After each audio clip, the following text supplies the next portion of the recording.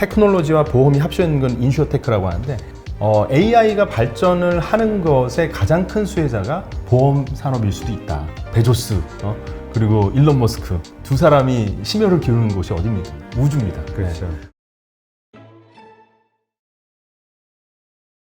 근데 이제 하나 걱정이 뭐냐면 지금 미국과 중국의 그 패권 전쟁이 벌어지고 있는 와중이고요. 네. 그러다 보니 뭐 이번에 앵커리 회담에서 저기 어디예요? 그 알래스카죠. 네. 알래스카에서 그 먼 차가운 얼음의 땅에 가가지고 서로 살벌하게 회담을 하고 끝났단 말이죠. 네. 이제 갈수록 이런 냉전이 더 심각해질 것 심해집니다. 같은데 네. 이러한 가운데에서 투자하면 좀 위험하지 않을까? 이런 걱정을 하시는 분들도 있을 것 같아요. 저는 솔직히 올해 상반기는 그 위험이 좀 많이 고조되는 시기라고 생각해요. 그래서 막 공격적으로 투자하기에는 좀 위험할 수도 있다라고 솔직히 말씀드리고, 이게 미국이든 중국이든 다 마찬가지로 지금 바이든 정권에서 이제 짜세 잡고 이제 시진핑한테 계속 이제 그 중국은 어떻고 뭐 이제 인권 문제나 여러 가지를 이제 각을 잡고 공격을 하고 있는데, 이 바이든 정권에서의 새로운 중국과의 관계 맺기의 시작점인데, 근데 시진핑 정권에서 사실은 트럼프 정권에서 내성이 생겼다 이거죠. 근데 바이든 정권은 좀 더 쉽게 보는 듯해요. 그걸 어떻게 느꼈냐면 이번에 회담에 온 그 회담 대표들의 눈빛과 말투와 그 중국말을 하는데 상당히 고압적이더라고요. 과거처럼 이렇게 꼬리를 내리는 모습이 아니라 완전 뭐 가서 이렇게 화면이라도 보시면 느껴지실 거예요. 고압적인 자세가 작년과 재작년과는 다르다. 그렇다고 하면은 올해 상당한 어떤 격동의 한 해가 될 가능성도 높겠죠. 그런데 중국과 미국의 실물 경제를 바라보시면 어느 때보다 좋아요. 그죠? 지금 중국은 8% 성장한다고 해요. IMF는 8%라고 얘기를 하는데 중국은 스스로 아니야. 우리는 6이야. 요즘 자꾸 그 약한 모습을 보이려고 하는. 아니, 일부러. 그러니까 일부러 이 브레이크를 잡는 거죠. 그건 뭐냐면 너무 과열될까봐 미리 선제 조치를 해서 좀 찬물을 끼얹은 건데, 사실은 경제는 너무 좋아요. 그래서 저희는 이제 중국에도 투자를 해놨지만 중국의 그 트래픽과 뭐 중국에서 벌어지는 경제 활동이 엄청 활발해진 게 이게 3년, 5년 내에 지금 제일 호황입니다. 예. 월급도 막 20%, 30% 안 올려주면 직원들이 이직하고 도망갈래 이런대요. 그래서 월급 올려주고, 그럼 월급 올려주면 어떻게 됐어요? 가처분 소득 늘어나서 막 쓰고 다니겠죠. 그래서 지금 많이 쓰고 다니는 겁니다. 근데 이런 것들이 실질적으로 회사의 매출과 이익에 꽂히는 시점은 올 하반기가 될 거예요.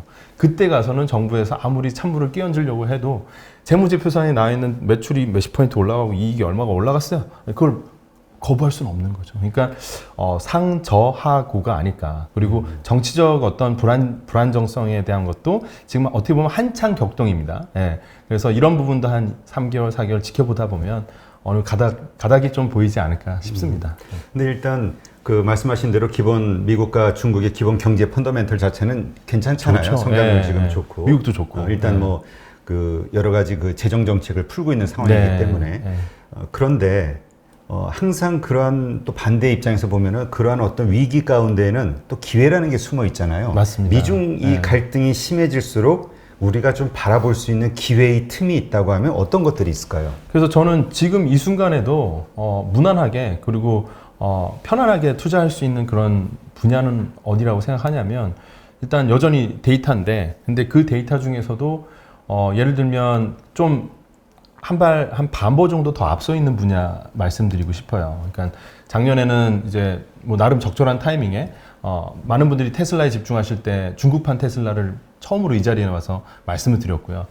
근데 오늘 또 말씀드리고자 하는 거는 인슈어테크예요. 그러니까 AI가 계속 진화를 하잖아요. 근데 사실 작년, 올해 들면서 보험사들이, 보험 설계사분들이 나가서 영업을 하셔야 되고 설계를 찍어 와야 돼. 보험을 신규로 가입을 이제 찍어 와야 되는데 이게 난망한 거예요. 왜냐면 커피 마시고 사람을 만나야 되는데 그냥 마스크 끼고 만나자고 하면 보험 잘 안 되는 거죠, 영업이. 그러니까 어쩔 수 없이 불가피하게 비대면이 됩니다.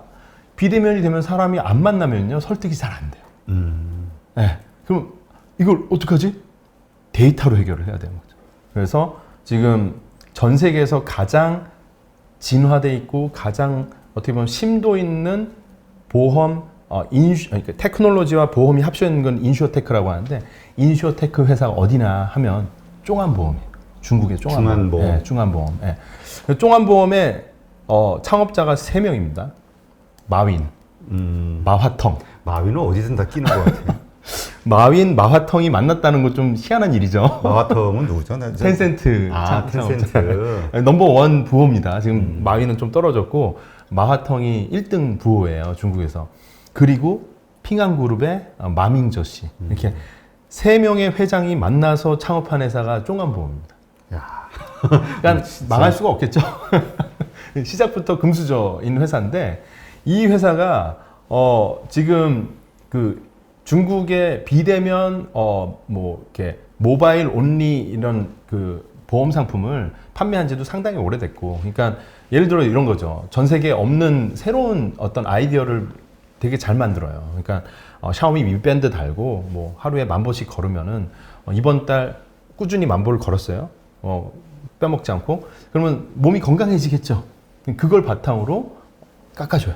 다음 달은 그럼 보험료를 깎아줄게. 당뇨나 이런 거 발생할 가능성이 현저히 떨어지기 때문에 깎아줄게. 몸무게도 재면 몸무게, 10,000보 뭐 몇 가지 조합을 해가지고 실시간으로 깎아주는 거예요. 네. 그리고 지하철 타고 어디 뭐 택시 타고 뭐 갈 때 딱 오늘 내가 택시를 타고 지하철을 2번 타는데 그거에 관련된 교통사고 리스크에 대한 거를 뭐 100원, 200원 보험도 드는 게 있어요. 이게 전통적인 개념에서 불가능한 거잖아요. 그걸 가능하게 해주는. 왜냐하면 비대면이기 때문에 그런 걸 설계하고 판매하는데 돈이 들지 않아요. 그냥 앱으로 그냥 톡톡톡톡 하면 끝나기 때문에. 그래서 이런 솔루션을 일본하고 동남아에다가 공급하는 회사가 종안보험입니다. 근데 저는 지금 이런 흐름이, 그래서 종안보험을 보다 보니까 이런 게 중국에만 있는 게 아니라 미국에도 있겠네. 그랬더니 미국에선 자동차 보험 쪽으로는 루트, 그리고 건강 쪽으로는 레모네이드, 이런 회사들이 계속 신규로 상장하면서 미국 시장에서도 상당한 선풍적인 인기를 얻고 있어요. 그래서 이런 변화가 역시나 중국, 미국뿐만 아니라 한국에서도 벌어질 것이다. 그래서 저희 회사 차원에서는 또 이제 비상장 그런 분야로 그런 노하우를 통해서 또 투자를 하고 있는데, 전 세계적인 흐름이라고 보여지고, AI가 발전을 하는 것의 가장 큰 수혜자가 보험 산업일 수도 있다. 왜냐하면 과거에 돌아보시면 전 역사를 좋아하는데요. 네, 투자에 도움되는 게 역사라고 생각해서 그 통계학, 수학과 통계학의 발달로 인해서 보험 산업이 꼽혔어요. 근대화된 금융에 사실은 보험이 엄청나게 큰 기여를 한 거고, 사실 버크셔 해더웨이도 보험사가 어떻게 보면 메인 비즈니스로 해서 거기서 엄청나게 현금 창출이 그렇죠. 돼서 지속적으로 투자할 수 있는. 맞습니다. 네, 그러니까 보험 산업이 엄청 큰 산업이에요. 네. 근데 이 산업이야말로 숫자 싸움이거든요. 데이터거든요. 그럼 AI 산업이 실질적으로 많은 기업들이, AI 스타트업들이 수익 모델이 없어요. 근데 AI 기업들이 돈을 제일 많이 벌 수 있는 분야가 어디냐? 보험이라고 생각하고, 그래서 AI 산업이 본격적으로 수익 모델을 만들어서 창출하고 하는 것들이 분명히 2년, 3년, 5년 안에 이루어진다라고 저는 믿고, 인슈어테크 분야를 중국이든 미국이든 올해 되게 집중적으로 보려고 하고, 실제로 그래서 미국에도 지금 상장에 라인업되어 있는 인슈어테크 회사가 5개가 넘습니다.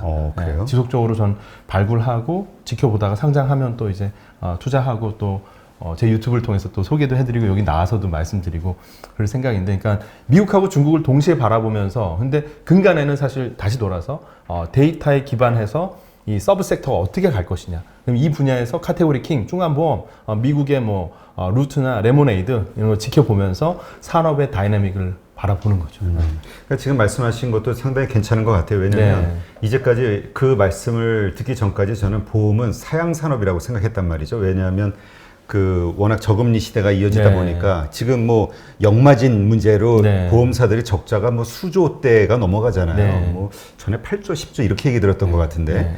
그러니까 수익을 올릴 만한 어떤 지금 뭐 그런 아이템들이 없어서 네. 힘들어질 거라고 생각했는데, 이제 말씀하신 그런 기술이 접목이 됐을 때 그 다음에 결과는 어떻게 될까? 역시 약간 기대감이 생기긴 하거든요. 좀 더 재밌게 구체적으로 말씀드리면, 지금 차에 블랙박스가 달려있죠. 네. 블랙박스 달면은 좀 깎아주죠.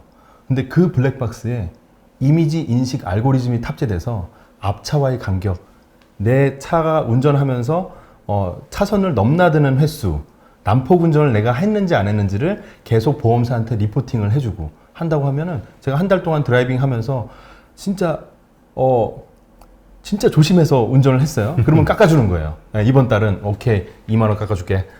다음 달은 남포 운전했어요. 1만 원 올릴게. 그러면 보험사 입장에서는 위험률이거든요, 결국. 그렇죠. 그 위험률을 통제할 수 있어요. 그리고 또 나가서 어떤 게 좋냐면 계속 하면서 여기 이미지 인식이 되죠. 앞차 간격 뭐 이렇게 속도, 가속도 있으면 사고가 났어요. 앞뒤 사고 앞뒤에 5분이 녹화가 됩니다. 그러면서 손해사정이 자동으로 돼요. 오토메이티드 돼 있는 손해사정. 손해사정 지금 전통적인 방식으로 하면요. 한 번에 몇백만 원이 깨져요. 손해사정사가 와서 뭐 봅시다 하고 뭐 보고. 전화해서 인터뷰하고 사진 찍은 거 막 분석하고 맞네 틀리네 안 되면은 대형사고면은 또 소송 들어가고 막 해요. 데이터로 다 분석되면 소송 갈 일이 없어요. 너무 정확하기 때문에. 알아서 어디로 가라 그러고 다 그 원상복구 해주고. 네, 이게 시뮬레이션이 다 나오니까.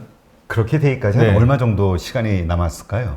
근데 사실은 부분 전 세계적으로 다 이루어지고 있어요. 영국, 미국 그런 알고리즘을 이미지 인식이라는 게 사실은 지금 페이스북이나 구글 아무데나 들어가서도 다 이미 우리가 즐기고 있습니다. 예, 그 구글 그 픽처 사진 올려놓으면요. 아들 사진하고 제 사진하고 헷갈려요, 걔가. 제 어렸을 때 사진하고 제 아들 사진 헷갈려요. 그 정도로 잘 본다는 거예요. 그러니까 그 시뮬레러티를.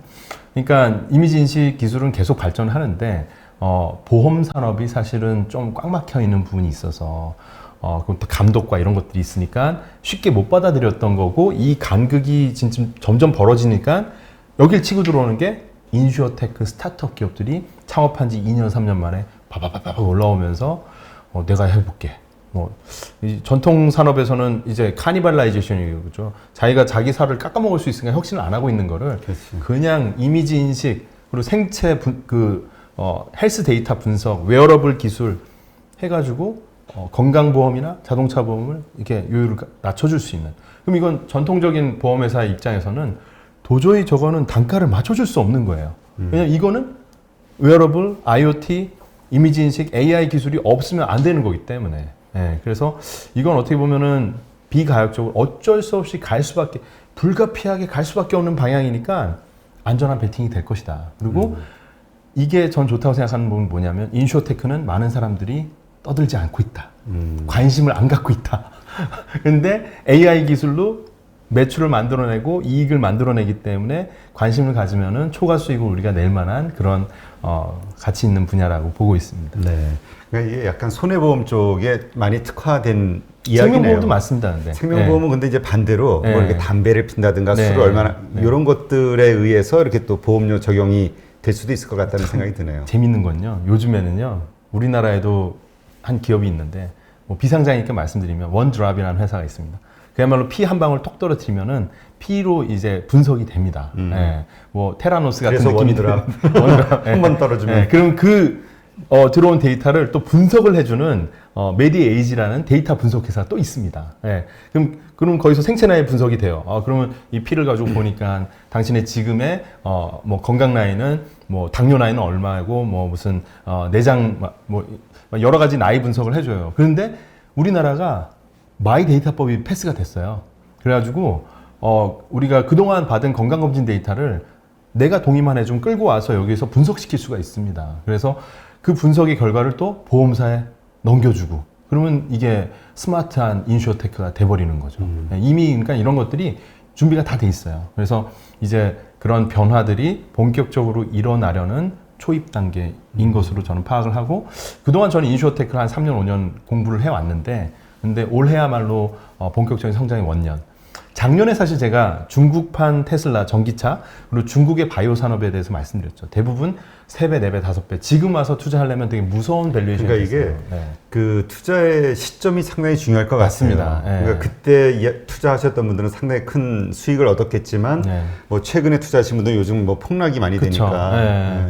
그런데 여전히 중국의 전기차나 중국의 바이오 좋습니다.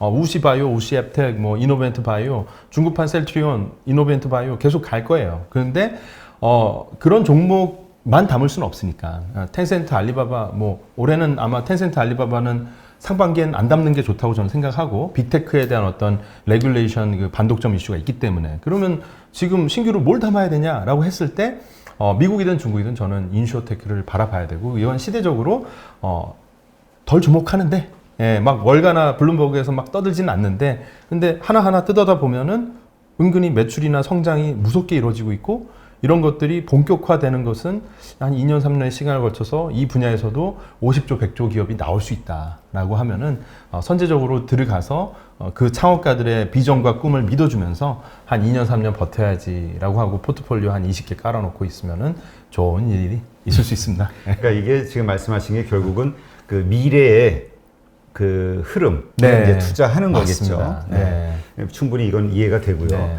근데 아까 이제 제가 처음에 드렸던 질문은 뭐냐면 지금 이 경제 패권 전쟁이 벌어지고 있잖아요. 네. 그러니까 이 분위기가 살벌하단 말이에요. 국제 역학 관계에서부터 시작해가지고 네. 서로 편가르기 하는 어떤 문제들, 네. 그러니까 여러 가지 그런 그 압박으로 인한 신냉전이라고 부를 정도로 살벌한 그런 환경 때문에 우리가 투자의 환경이 나빠지거나 혹은 그러한 기회에서 오히려 투자의 기회를 찾을 수 있는 것은 뭐가 없을까? 네.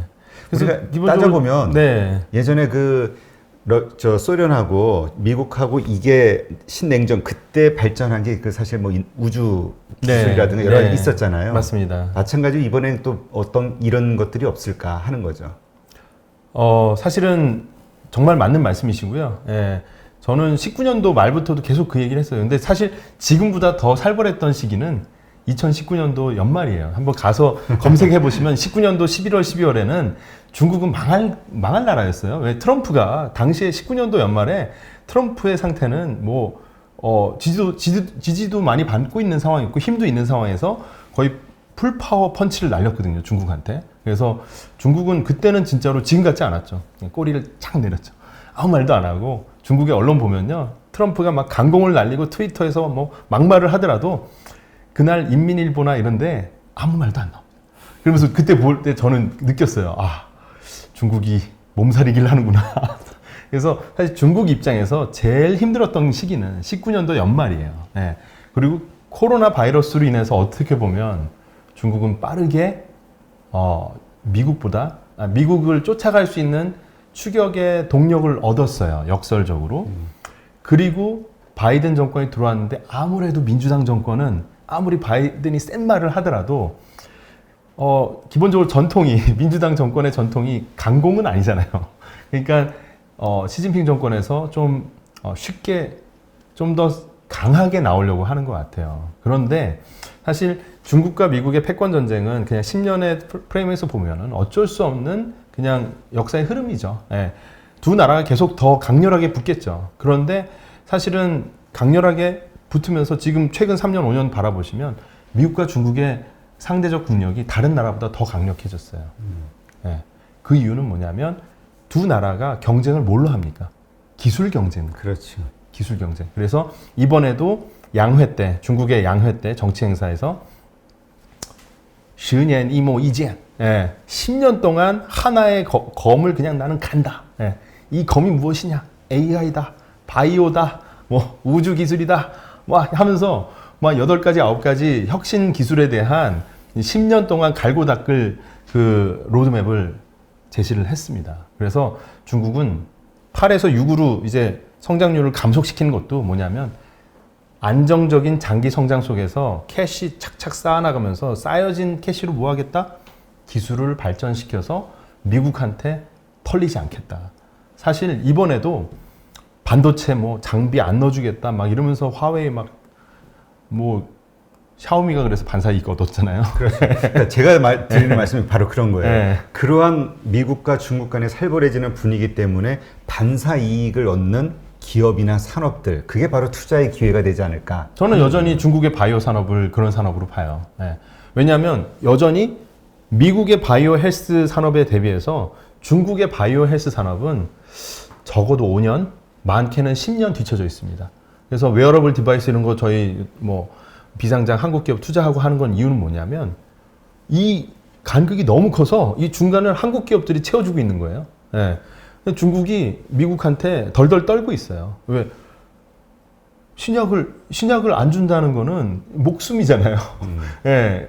나는 저 약을 먹으면 살 수 있는데 미국이 전략물자로 해서 안 주면 어떡합니까? 실제 그런 일이 발생하고 미국 최대의 전 세계 최대의 웨어러블 당뇨 인슐린 투여해주는 그 웨어러블 디바이스 회사가 인슐릿이라고 있는데 PODD 티커 인슐릿이라고 있는데 그 회사의 중국 매출이 0입니다. 그러니까 그걸 전략물자라고 얘기하지는 않았지만 IR 그 투자자 홈페이지 들어가서 앞으로 세일즈 계획을 발표를 해요. 그러면은 중국은 음영 지역으로 돼 있어요. 판매를 안 하는 거. 또 안 판다. 그러니까 중국 입장에서 어떻겠어요. 근데 그런 유사한 기능을 하는 인슐릿은 요만해요. 중국에서 판매되는 그 인슐린 펌프는 이만합니다.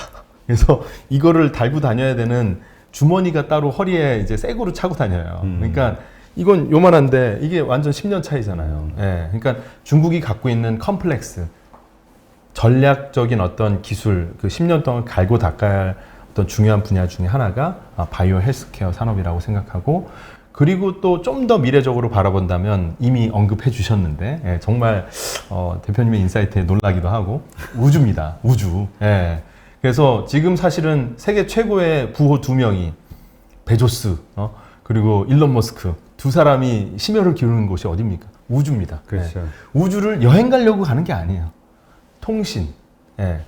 음영 지역을 카바를 다 하려는 5G 시대에 언제 중계기를 땅에다 박아서 언제 다 커버하겠냐. 예, 아프리카 음영 지역도 중요하지만 사실은 더 중요한 음영 지역은 미국의 시골이에요. 예, 중국의 시골이에요. 예, 중국의 3선, 4선, 5선 도시도 커버해가지고 5G가 갈 수 있어야지 자율주행도 되고 이커머스도 훨씬 빠르게 갈 수 있는 거고 스트리밍도 잘 되는 거거든요. 그러니까 이 그 통신의 속도의 그 증가 속에서 결국 어쩔 수 없이 우주에서 이 통신을 해결해야 된다가 세계 최고의 부호 1등, 2등 부호가 갖고 있는 생각이고 중국도 그 부분에 대해서 고민을 하고 있습니다. 근데 아직 뭐 아주 이런 거대한 부호가 나타나서 날 따라라 뭐 텐센트가 뭐 로켓 회사에 투자한다 나오진 않았는데 그런 뉴스가 나올 확률이 또 한 1, 2년 안에 충분히 있다고 봅니다. 네. 하여튼 이런 것들을 통해서 우리가 미국과 중국 간의 어떤 분위기가 신냉전으로 표현될 정도로 어려워진다 하더라도 네. 그 투자의 기회, 돈을 벌 수 있는 그 기회를 찾아볼 수 있다. 이런 어떤 그 이야기하신 언급한 그런 아이디어들을 적용해서 맞습니다. 네, 이렇게 이해를 하겠습니다.